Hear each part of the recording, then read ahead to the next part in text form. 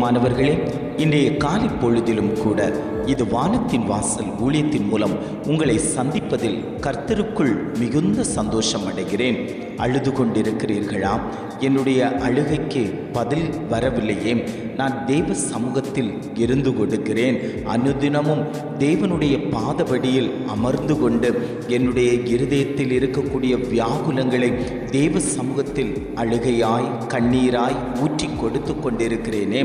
எனக்கு எந்த ஒரு பதிலும் பரலோகத்தில் இருந்து வரவில்லையே என்று தேவனை பார்த்து கொண்டிருக்கக்கூடிய உங்களை பார்த்துத்தான் ஆண்டவர் சொல்லுகிறார், நீ இனி அழுது கொண்டிராய், உனக்கு நான் மறு உத்தரவு தரக்கூடிய நாட்கள் வந்தாயிற்று என்று இன்றைய காலை பொழுதில் ஒவ்வொரு குடும்பங்களையும் பார்த்து அவர் வாக்கு கொடுத்து கொண்டிருக்கிறார். இன்றைய காலை பொழுதிலும் கூட ஆண்டவர் நமக்கு தரக்கூடிய நல்ல வார்த்தை என்னவென்றால், ஏசாயா 30ஆம் அதிகாரம் 19ஆம் வசனம் இவ்வாறாக சொல்லுகிறது, இனி நீ அழுது கொண்டிராய், உன் கூப்பிடுதலின் சத்தத்துக்கு அவர் உருக்கமாய் இறங்கி அதை கேட்டவுடனே உனக்கு மறு உத்தரவு அருளுவார். வேதம் இவ்வாறாக சொல்லுகிறது, இனி நீ அழுது கொண்டிராய், உன் கூப்பிடுதலின் சத்தத்துக்கு அவர் உருக்கமாய் இறங்கி அதை கேட்டவுடனே உனக்கு மறு உத்தரவு அருளுவார். ஆண்டவர் குடும்பங்களை பார்த்து சொல்லுகிறார், இத்தனை நாட்களும் நீ அழுது கொண்டிருந்திருக்கிறாய். உன் அழுகையின் சத்தத்தை தேவ சந்நிதானத்தில் கேட்கப்பட்டாயிற்று. இனி நான் உனக்கு மறு உத்தரவு தருவேன் என்று ஆவியானவர் குடும்பங்களை பார்த்து அவர் வாக்கு கொடுத்து கொண்டிருக்கிறார். எகிப்திலே இஸ்ரவேல் ஜனங்கள் 430 ஆண்டுகள் அடிமைகளாய் இருந்தார்கள். தேவனை நோக்கி அவர்கள் முறையிட்டார்கள், இனி இந்த அடிமைத்தனத்திலிருந்து எங்களுக்கு ஒரு விடுதலை வேண்டும் என்று சொல்லி தேவனை நோக்கி அழுது புலம்பி கூக்குரலிட்ட அந்த சத்தம் தேவ சந்நிதானத்தில் போய் எட்டினது.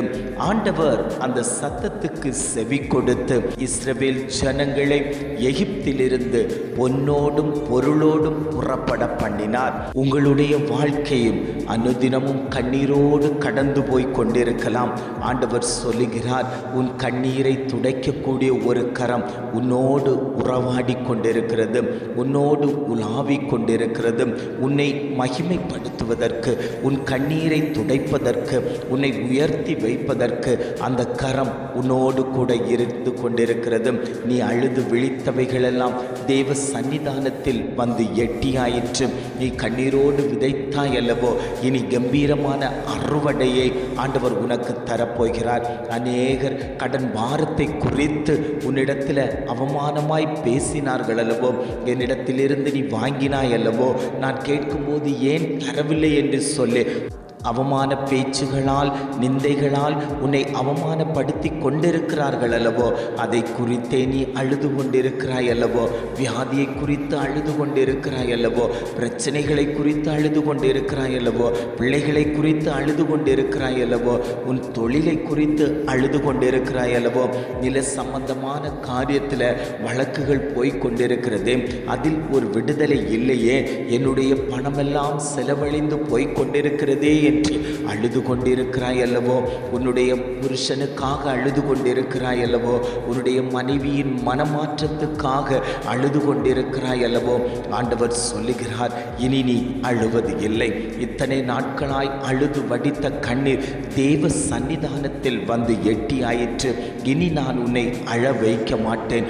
உன் குடும்பத்துக்கு நான் பதில் தரக்கூடிய நாட்கள் வந்தாயிற்று. அந்த நாட்களை நீ எதிர்பார்த்து கொண்டிருக்கிறாய். அதை நான் உன் கரத்தில் தரப்போகிறேன். நீ அழுத அழுகைக்கெல்லாம் நான் பலனை தரப்போகிறேன். உனக்குண்டான நன்மைகளை நான் தரப்போகிறேன். உனக்குண்டான மேன்மைகளை நான் தரப்போகிறேன் என்று ஆவியானவர் குடும்பங்களை பார்த்து அவர் பேசிக்கொண்டிருக்கிறார். எத்தனை பேர், ஆண்டவரே, நான் குடும்பத்தில் அழுது கொண்டிருக்கிறேன், என் குடும்பத்தில் பாரத்தோடு கண்ணீரை விதைத்து கொண்டிருக்கிறேன், என் குடும்பத்தில் ஒரு மாற்றம் உண்டாகட்டும் ஆண்டவரே, என் பிள்ளையின் காரியத்தில் ஒரு மாற்றம் உண்டாகட்டும் ஆண்டவரே, தடைப்பட்டு இருக்கக்கூடிய அந்த திருமண காரியத்தில் ஒரு மாற்றம் உண்டாகட்டும் ஆண்டவரே, என்னுடைய வியாதி மருத்துவர்களெல்லாம் சொல்லிவிட்டார்கள், இது கடைசி ஜீவன் இருக்கிறது வரைக்கும் இந்த வியாதியோடு தான் நீங்கள் இருக்க வேண்டும் என்று சொல்லி முத்திரையிட்டு விட்டார்கள்.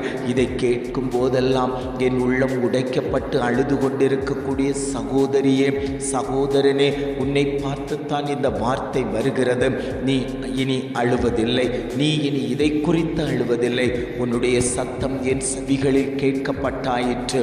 அவருடைய செவி இன்னும் மந்தமாகல்ல, அவருடைய கை இன்னும் குறுகி போகவில்லை என்று ஆவியானவர் திட்டமும் தீர்மானமுமாய் குடும்பங்களை பார்த்து அவர் பேசிக்கொண்டிருக்கிறார். இந்த வேளையிலும் கூட அநேகர் பலவீனத்தோடு மருத்துவமனைகளிலும் வீடுகளிலும் அழுது கொண்டிருக்கிறார்கள். என் புருஷனை பாதுகாக்கணும், என் புருஷன் பிழைக்கணும், என் பிள்ளை பிழைக்கணும், இந்த வியாதியிலிருந்து ஒரு விடுதலை வேணும் என்று சொல்லி அழுது கொண்டிருக்கக்கூடிய உங்களை பார்த்தாண்டவர் சொல்கிறார், நான் அற்புதத்தை செய்கிற தகப்பன், இதை குறித்து நீ இனி அழ வேண்டாம். உன்னுடைய வாழ்க்கையில் ஒரு மாற்றத்தை நான் தரப்போகிறேன். எப்படி அற்புதத்தை செய்து உன் வாழ்க்கையில் ஒரு மாற்றத்தை கொடுக்க போகிறேனோ அதுபோல உன்னுடைய வாழ்க்கையில் நான் ஒரு அற்புதத்தை செய்து உன் வாழ்க்கை தரத்தை நான் மாற்றப் போகிறேன். எல்லாரும் சொன்னார்கள் அல்லவோ, கை சூண்டி பேசினார்கள் அல்லவோ, உன்னை குற்றப்படுத்தினார்கள் அல்லவோ, அவர்கள் இனி உன்னை குற்றப்படுத்துவதில்லை. அவர்கள் மூலம் நீ இனி அழுவது இல்லை. உன்னுடைய வார்த்தை, உன்னுடைய கண்ணீர், உன்னுடைய விண்ணப்பம், உன்னுடைய ஜெபம் அனைத்தும் தேவ சமூகத்தில் வந்து எட்டி ஆயிற்று. அவர் இனி உன் சத்தத்துக்கு நான் பதில் கொடுக்க நாட்கள் வந்தாயிற்று என்று ஆவியானவர் குடும்பத்தை பார்த்து அவர் பேசிக்கொண்டிருக்கிறார். ஜெபிக்கலாமா?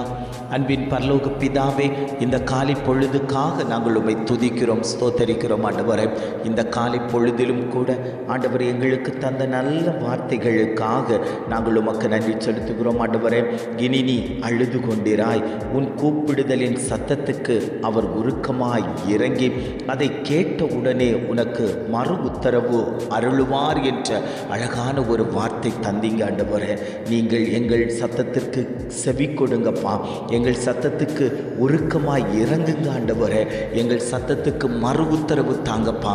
எங்களுடைய விண்ணப்பத்துக்கு தேவன் பதில் தந்ததற்காக நாங்கள் உமக்கு நன்றி செலுத்துகிறோம். ஆண்டவரே, நாங்கள் இனி அழுது விழிக்கிறவர்களாய் அல்ல, சந்தோஷத்தோடு சமாதானத்தோடு உம்மையே நோக்கி ஓடக்கூடியவர்களாய் எங்களை தேவன் மாற்றும்படியாய் நாங்கள் ஜெபிக்கிறோம். ஆண்டவரே, நீர் பெரிய காரியத்தை அந்தந்த குடும்பங்களில் செய்யும்படியாய் நாங்கள் ஜெபிக்கிறோம். கர்த்தர் கூட இருந்து வழி நடத்தும்படியாய் நாங்கள் ஜெபிக்கிறோம். இதை கேட்டுக்கொண்டிருக்கக்கூடிய, இந்த விண்ணப்பத்தை வைத்து ஜெபித்து கொண்டிருக்கக்கூடிய ஒவ்வொரு குடும்பத்தையும் தேவன் பலப்படுத்தி அந்தந்த குடும்பங்களில் ஆசீர்வாதங்களை கட்டளையிட்டு அந்தந்த குடும்பங்களிலே இருந்து ஒவ்வொரு ஜெப விண்ணப்பத்தையும் தேவன் பொறுப்படுத்தி நிறைவேற்றி கொடுக்கும்படியாய் நாங்கள் ஜெபிக்கிறோம். அப்படியே தேவன் செய்து விட்டதற்காய் ஸ்தோத்திரம். இம்மட்டுமாய் வழி நடத்தின தகப்பன், இனியும் நீர் அவர்களை வழி நடத்தும்படியாய் நாங்கள் ஜெபிக்கிறோம். எங்களை தாழ்த்தி தருகிறோம். துதிகன மகிமை எல்லாம் உமக்கே செலுத்துகிறோம். மீட்பர் இயேசுவின் மூலம் ஜெபம் கேளும் நல்ல பிதாவே. ஆமென், ஆமென்.